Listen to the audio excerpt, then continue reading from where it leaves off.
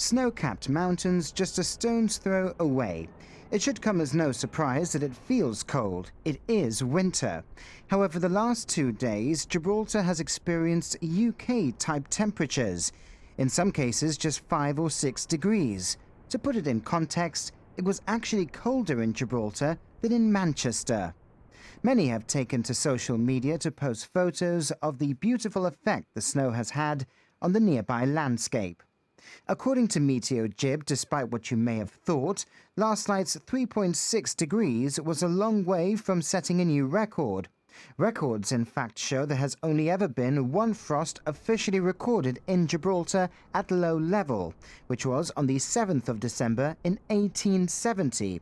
That was minus 1.1 degrees. While more recently, at the North Front site, the lowest was believed to be 1.0 degrees in January 2005. What we had was a blocking pattern over the northeast of Europe, and that was bringing very cold air down towards Italy. It also reached as far as Turkey, the Greek islands, bore phenomenal snow over parts of Italy as well. And over the last week or so, we saw that high pressure shift a little bit. Low pressure developed in the Mediterranean over the last few days, and that started to bring this very cold air across towards Iberia with the easterly winds coming across as well. And of course, it was very, very cold air. And what it's done, it's produced very unstable air across us with the warm seas that we've got over the Mediterranean, Western Mediterranean, the Alboran still. It created the setup that brought some quite vigorous showers into eastern parts of Spain and into the southern part of Spain, producing snow, not only across the hilltops. I mean, it's not unusual for us to see snow over the nearby hills, maybe, once a year or so. But what's been more unusual with this, and having seen through social media, is that for parts of Spain it did bring it down more to some of the coastal villages. They say it's the first snow or the worst snow they've seen in 50 or 60 years. Just yesterday, 2 leading US science agencies said 2016 was the hottest year on record, hotter than last year and topping the year before that.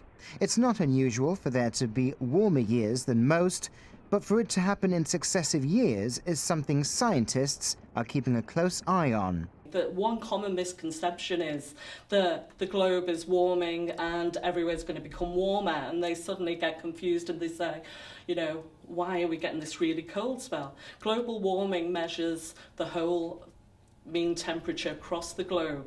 So it's not particularly picking out one place or another, it's the mean temperature over the lot, which is what gives the confusing nature to it.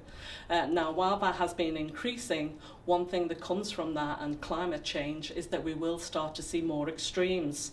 We saw ourselves early December, we had our 4th wettest 24 hours on record. That's the sort of thing that we might start to see more of.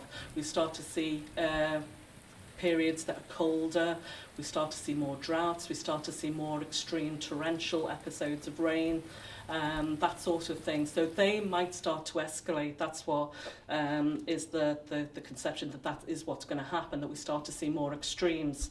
The last 4 hottest years on record before last year were in 2005, 2010, 2014 and 2015. NASA's calculations show most of the extra heat in the atmosphere was because it was being trapped by gases released by the burning of oil, coal and gas. So while it may not feel like it today, our planet is warming, and it could mean more scenic but cold winters like today.